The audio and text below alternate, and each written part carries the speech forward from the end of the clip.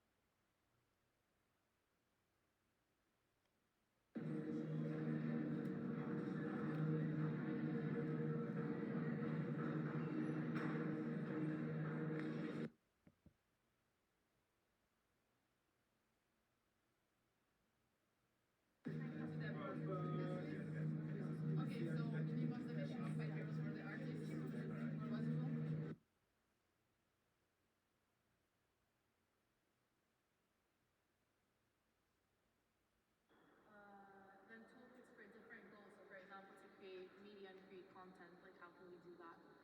And then through visualizing, I guess, the consequences of not.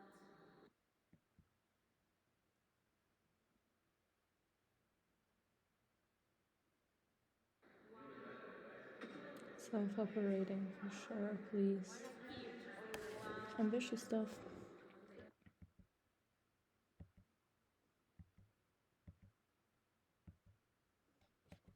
That's Marjorie over there. Hello, Marjorie.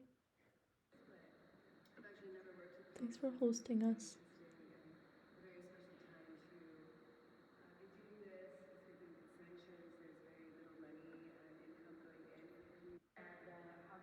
Conversations to figure out how you can speed this up, right? Because there, in Ecuador, there's so many.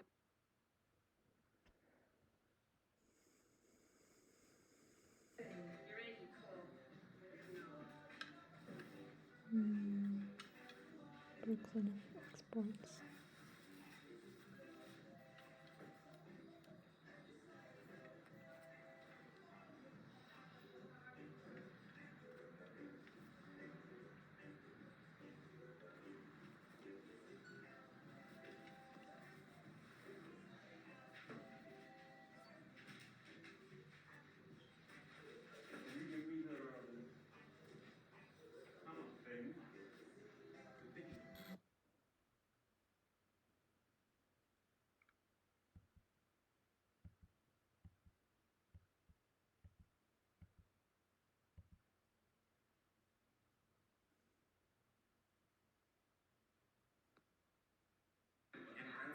And that's really exciting because for years and years and years, the Sims had kind of generic looking stuff, and now we have things that you can really get excited about with brands like this. Okay. Here's Fabricant. If we think about it, that if digital fashion becomes just 1% of the fashion industry, it's a $25 billion industry. So the change is inevitable. It will disrupt the industry. It is disrupting the industry, and new opportunities are coming by all the time. Consumers, they're already living their lives digitally. Fashion is all about self-expression and creativity. So joining the new digital-only fashion industry is a large business opportunity. And not only it's critical for brands if they are to remain relevant to the Gen Z kids, the upcoming you guys know Kodak, Kodak was monopoly in the film industry for over 100 years. They joined the digital transformation of the film industry way too late. 2012, they went bankrupt. And then I came up to Carrie and asked him if he had ayahuasca. So it was actually When I met CEO him, of a first luxury company. first like He bought it for his wife to wear. So maybe we could second deliver minute I've met the him. Have you had digital file ayahuasca? to the wife just last week. And basically, what is she going to do with it? Okay, she'll probably put it on her Instagram. I don't know, maybe she has a website. I don't know, any type of digital channel. We don't know because we haven't bounced back with her yet to truly understand how will she want to use it. That's what we're still trying to figure out as well. Yeah. Between fashion and technology. So meaning that we basically, because my background is in film and visual effects, only thing I did was just take motion capture tools, 3D body scanning, and 3D software, and combine that with a fashion designer, a digital fashion designer, and bring these two languages together. And this is the type of visualizations that we create together, basically. So we create high definition digital Where are all the fashion people? for brands and retailers. The most amazing events and where are all the people? History. Which is entirely based on only digital items, digital pieces. And he has a background in 3D visualization. He used to work in the ad industry in Amsterdam.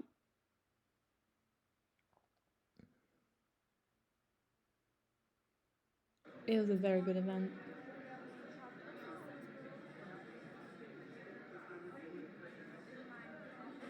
I met Alex there. It was nice.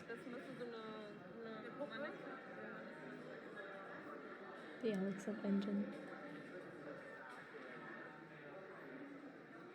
Yeah, I met very key people there. Andy, Joanna, Carrie. There's Joanna over there. Some workshops. Oh, look at this amazing new notebook I got there. Not there, but just on the way. Hello, Andy. Please organize such events again. It's not an absolute truth. It's a concept. You laugh, you raise your head, you're sad, you cry, you put down your head. So it's kind of provable. And this is ended up associating with all the colors of Telecom Fashion Fusion because the mission was creating a filter for them. And lucky for us, they had a whole palette of colors. So this is the final rendering. Basically, we have a mask that is adding this kind of virtuality tech glossy look like that everybody likes, and with some kind of lenses that kind of suggest that maybe we are wearing eye lenses and that this allows us to see the world this way. But how to interact with emotion, how to describe emotion, because sadness, making someone cry is way too easy. Like feeling and the empathy we receive is because people can send waves. You can feel if someone is sad, if someone is happy. So it's something that needs to be more subtle, but also overwhelming somehow. And this is how this is just some insight of the program, but I don't think it's very useful. Now there are loads of good tutorials online if you're interested in. And so yeah, I ended up giving some head direction. So basically it's not you that change, it's the world around you, because emotion make you see the world in a different way. You go to the restaurant, if you're in a good mood, mostly the food's gonna be good. If you're in a bad mood, it's gonna taste like shit, sorry. And so this was the idea. You have your face, you're wearing this tech filter in this virtual world. When you look right, it turns green, blue, it turns down. When you turn down, it turns blue, up yellow, and so goes on. And so this is some kind of mood enhancer. So mood is not something we could perceive in real life. And so that was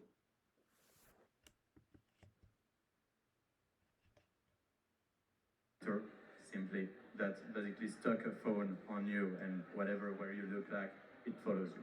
I'm sorry, my presentation is not that fancy, it doesn't move, but you can still explore my gram if you want to see more. So I had the great opportunity of, obviously it went viral, but everybody told that before me, so. I had the opportunity to create a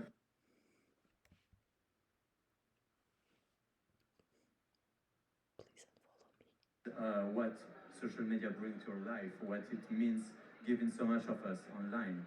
What is the difference? And basically, I came to the conclusion that reality and virtuality are not concurrent. It's not an opposite.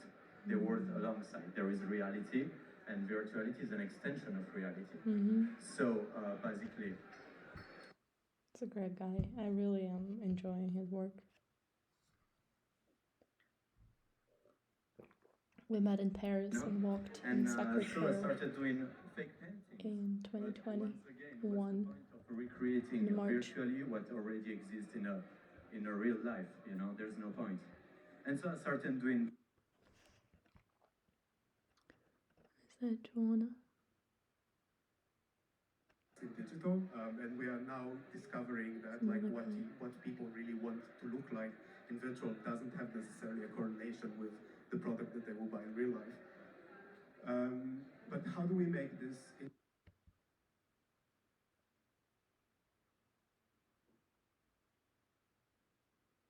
Yeah, at that point we all knew we were creating future. Something that like all the brands want to know. That's gonna be hype.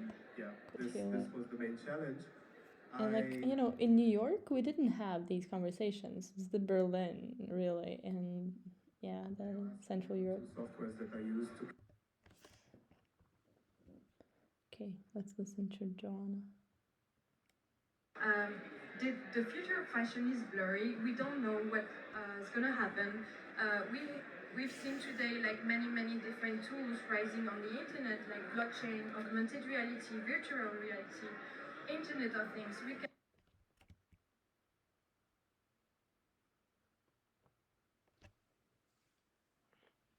life. So that means that we can change the gravity. We can apply a different type of physics on the clothes. We can reinvent and break all the rules that we have in the real life and like change all of it online.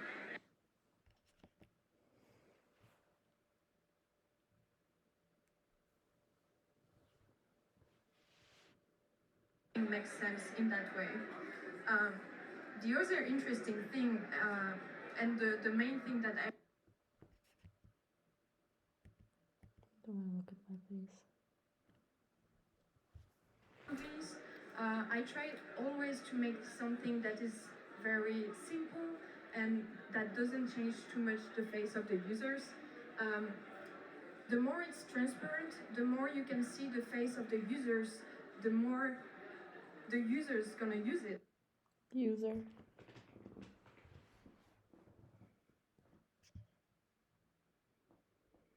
We kind of want. And this is what I also try to do, like making all of this face filters, like not changing the shape of your face, but creating kind of like a digital.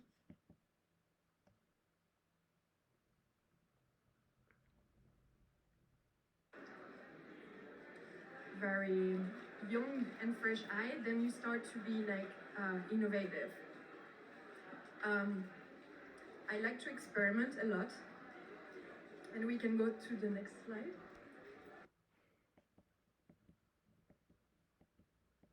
They had an exhibition with the filters.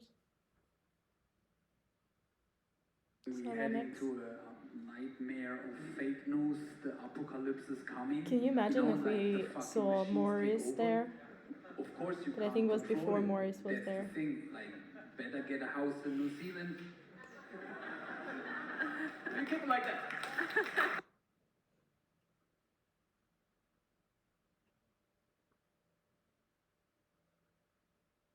Will actually be such a big thing, since you can track not only the face but also fingers and the body, and the fashion industry has just started to notice that. And interesting part is that virtual fashion will be visible and is already visible in VR glasses and AR glasses.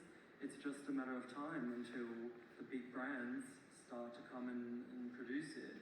But this can be perfect because it can in some way democratize fashion, and it can completely completely change the way we perceive it, because in VR and AR there is no rules, you know, there is no gravity. Why is he wearing the VR glasses? Tell me someone on stage.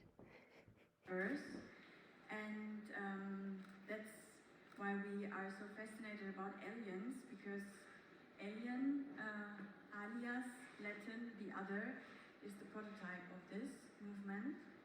And with face filters, we can look different, and we can look how we want to look and not how we have to look.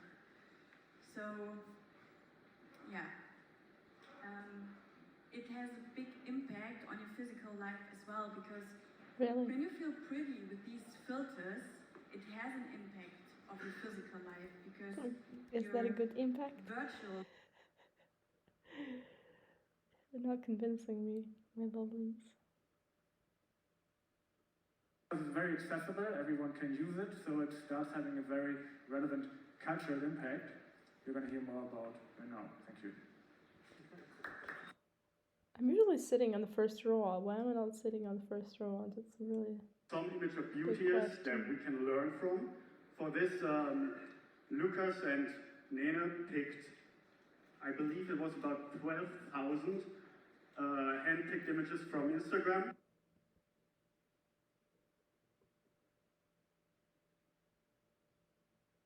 Anita, Ole, and the rest, thank you for everything. Looking forward to hello, we are Salam X. Yes.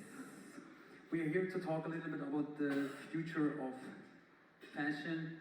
We have several topics that we go through. I mean, we have a big crew, so we're jumping quite fast to the topics. like the sparkling. First of all, we go through AI-generated images, AR face filters, digital clothing, virtual worlds, and augmented reality. I want to see the whole video. That's the thing about these, they're so historical. Overview of the projects that we are talking about, and I'm giving the word to Jens.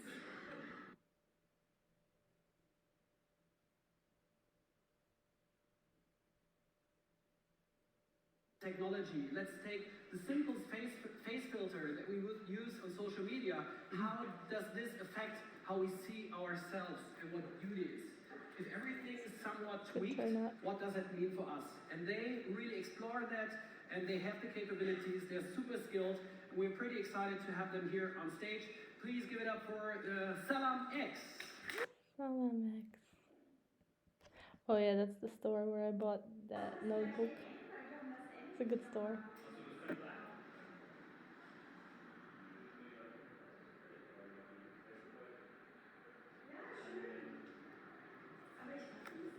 Yeah. Makes me so happy.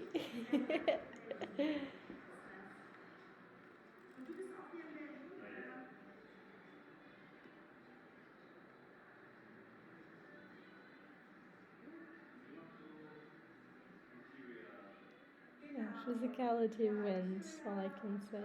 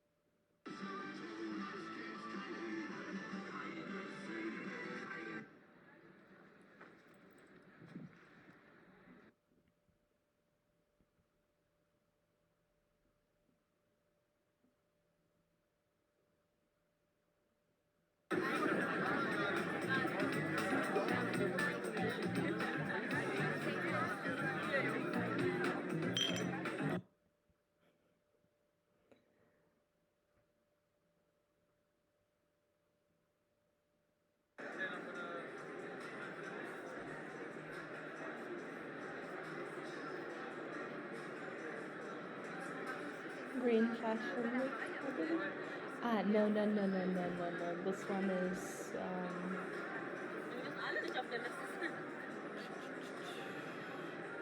one of the street shows. What's it called?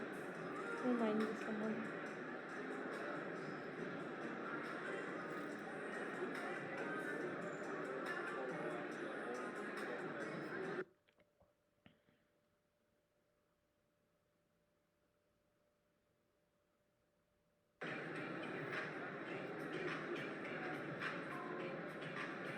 Money's coming.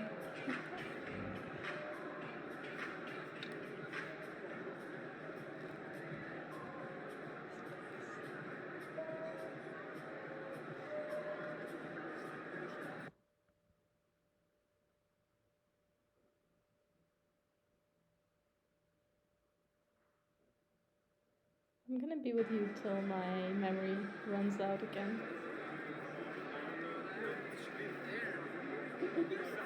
Some juicy Berlin content in fashion. It's never a bad idea. Okay, what's the name of the show? Someone. This is the only Russian brand there that I knew.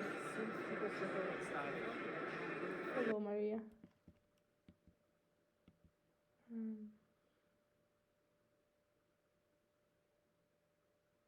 Okay, that one was the after party for Green Fashion.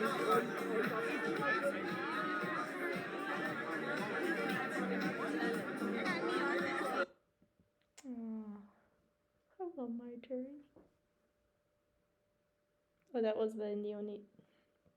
Creator or the manufacturer could start writing data points in that identity, saying like, this was made in Paris with this letter by this person at this date. So that data becomes storytelling and is a way of how brands could bring transparency towards their users. So there's stuff like that, right? You could also make what you just described this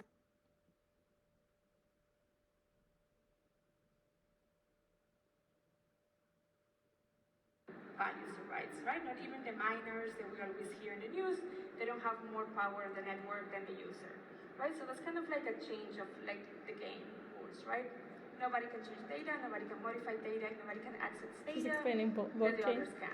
So it creates a pretty, let's say, democratic system that enables for people to create their own identities and their sovereigns. So whatever I own on the blockchain, as long as I have the private key, that belongs only to me and nobody can take it away from me. As long as you remember the private key or have it stored in a secure place.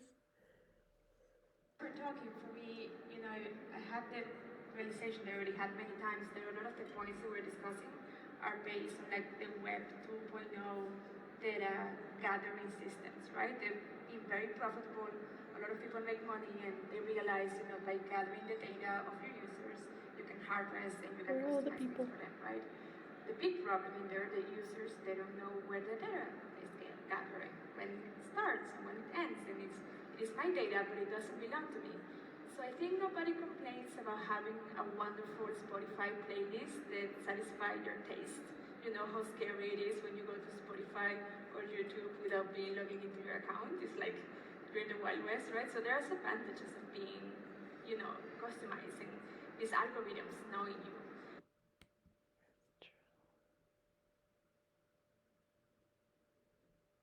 Sense not only visual but like in 3D digital form. Well, it's complicated. You see, like because you have to understand very clearly. You go to universities now. You go to anywhere to study. You know, now there are like new courses, fashion marketing, but now even more intense, social media marketing. It's like they have masters in social media marketing. Wow. And this social media just started 10 years back.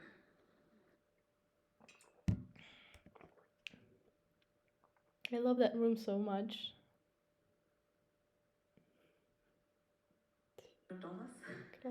So I thought it would be a good roundup and kind of let's brainstorm.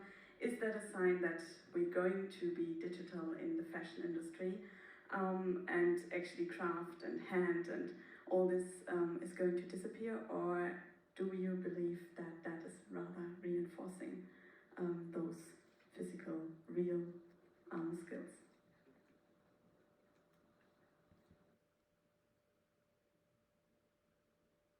Alpha Mama's team. On our minds a lot, and it's around how can we, well, because there are a lot of designers and a lot of companies that are trying to work with artisans more, right? And there's a lot of exploitation and a lot of cultural appropriation that comes along with that. So what is a way to make that visible? You know, like we have a fashion brand, we work with artisans, and we don't want to be trashing other brands, but how do we bring visibility to what really is, you know, artisan empowerment, and not use that as a label that makes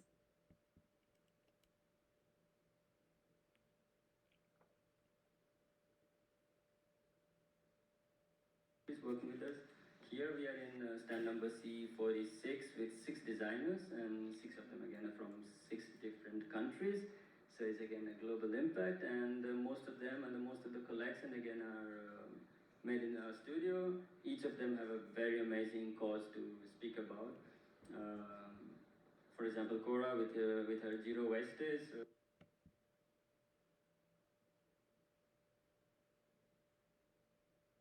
The right infrastructure, and that's what you're doing, right? Teaching the people, bringing back those skills and trying to deliver something at the end that is sustainable all around. Thank you.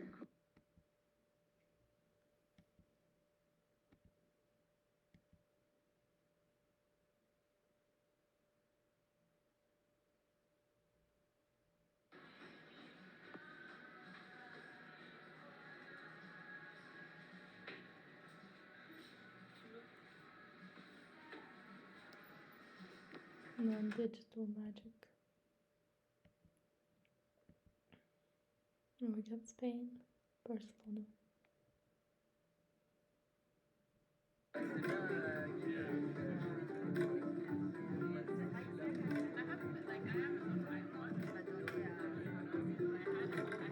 This is the life I miss. Yes.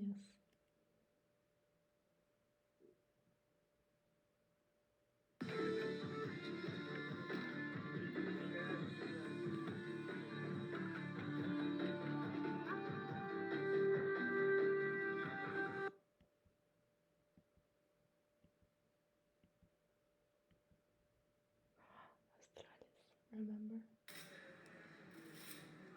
So many codes. Simple. One of my greatest activation and inspiration for my light language channeling is Australis. She's based in Barcelona. Look how many codes. Very specific. Very Arcturian. Nice.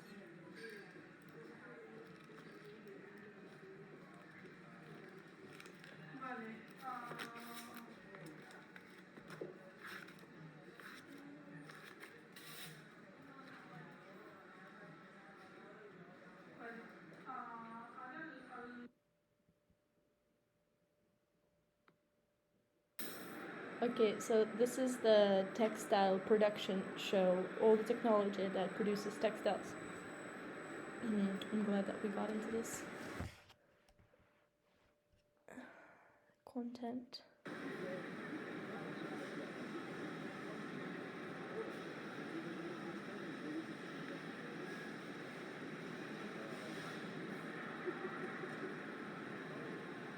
It was magic how I got into the show. You know, because you needed to register as a business, and I was a consulting business. And I didn't register in advance, so I had to do this whole thing. It was my first time in the show like that.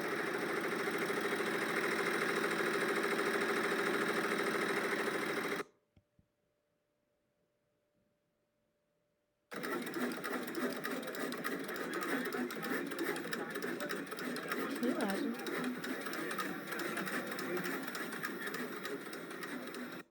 Printing.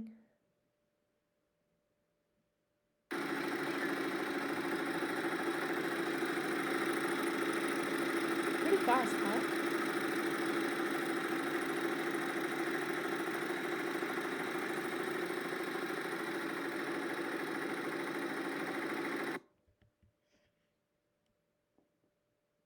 Screen print.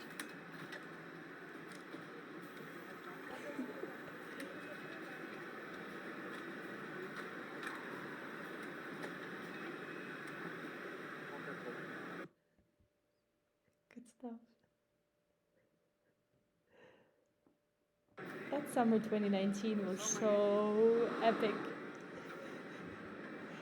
I ended up I didn't know that was this textile show in Barcelona when I was there. I came there because of love. And then love brought me to business. What a surprise. To the industry.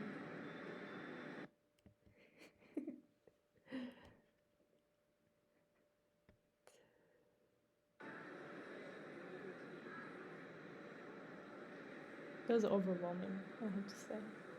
Huge show. Like JITEX, but more even in terms of scale. I think that was my first day, and yeah, I think I'm gonna end here because then further in the game it was gonna get so private. Yeah. Thank you for being here with me on this fashion journey and